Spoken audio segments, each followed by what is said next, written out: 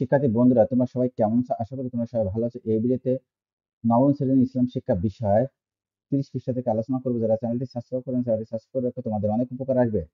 সালাতুল ইসলাম। ইসরাক অর্থ উদয়, প্রভাত বা সকাল। ইসরাকের নামাজ হলো প্রভাতের বা সকালের নামাজ।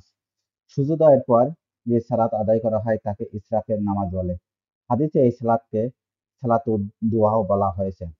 সালাতুল ইসরাক বা ইসরাকের নামাজ আদায় করা সুন্নাতে গায়রে মুআক্কাদা, অর্থাৎ আদায় করলে সওয়াব পাওয়া যায়, আদায় না করলে কোনো গুনাহ হয় না। তোমরা বাকিটা অবশ্যই মনোযোগ সহকারে পড়বে, পড়লে বুঝতে পারবে। তোমরা এটাও মনোযোগ সহকারে পড়বে। দেখো এখানে একটি কাজ রয়েছে, সালাত অনুশীলন। প্রিয় শিক্ষার্থী, তুমি আজকের আলোচনা থেকে সালাত সম্পর্কে যে ধারণা লাভ করেছো সে অনুযায়ী বাড়িতে চর্চা বা অনুশীলন করবে। দেখো আমি এখন এর উত্তরে চলে আসছে। সালাত ইসলামের 5টি স্তম্ভের মধ্যে দ্বিতীয় এবং একজন মুসলিমের জীবনে অত্যন্ত গুরুত্বপূর্ণ একটি অংশ।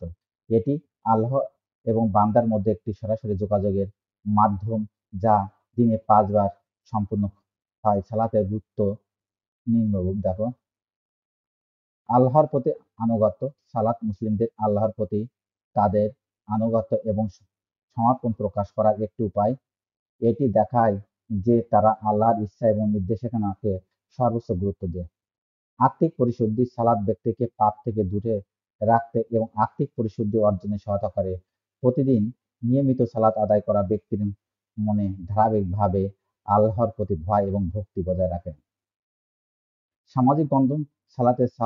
জামাতে সালাত মুসলিম সমাজে একতা এবং ভ্রাতৃত্ববোধ উন্নতি করে। এটি সমাজের সব স্তরের মানুষকে একসাথে নিয়ে আসে এবং সামাজিক সম্প্রীতি এবং সমতা প্রচার করে।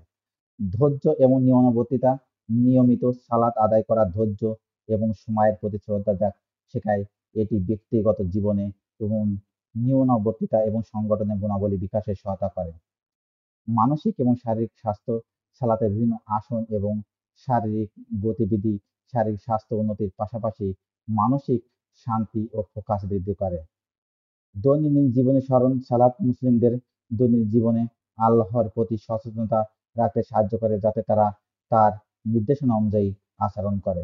আশা করি তোমরা এটি বুঝতে পেরেছো। তাহলে আজ এই পর্যন্ত। Thank you everyone.